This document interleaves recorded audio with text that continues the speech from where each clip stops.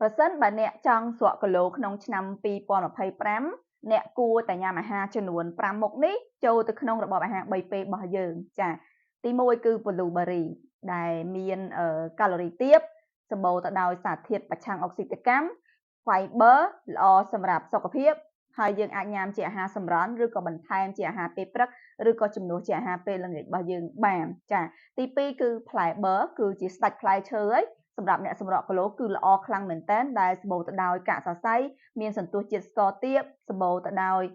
Omega 3ដែលពេលដែលយើងញ៉ាំទៅគឺជួយឲ្យយើងឆ្អែតបានយូរជួយផ្ដល់ថាមពលរបស់យើងពេញមួយថ្ងៃផងដែរអញ្ចឹងអ្នកទាំងអស់គ្នាអាចញ៉ាំផ្លែបឺជាអាហារពេលព្រឹកឬក៏អាហារពេលល្ងាចផងដែរចាទី3គឺស៊ុតចាស៊ុតគឺសម្បូរទៅដោយប្រូតេអ៊ីននិងខ្លាញ់ល្អជួយឲ្យយើងឆ្អែតបានយូរផងដែរក៏ជួយទប់ទល់ការឃ្លានរបស់យើងផងដែរយើងអាចយកវាជាអាហារសម្រន់ឬក៏ញ៉ាំជាអាហារពេលព្រឹកនិងអាហារពេលល្ងាចផងដែរចាទី4គឺដំឡូងផ្អែមឬក៏ដំឡូងជ្វារបស់យើងហ្នឹងគឺសម្បូរទៅដោយកាកសរសៃជំនួសបាយបានមួយពេលឬក៏ពីរពេលចាផ្ដល់ថាមពលក៏ជួយឲ្យយើងឆ្អែតបានយូរផងដែរអញ្ចឹងយើងអាចយកវាទៅជំនួសបាយបានចាទី5គឺផ្លែ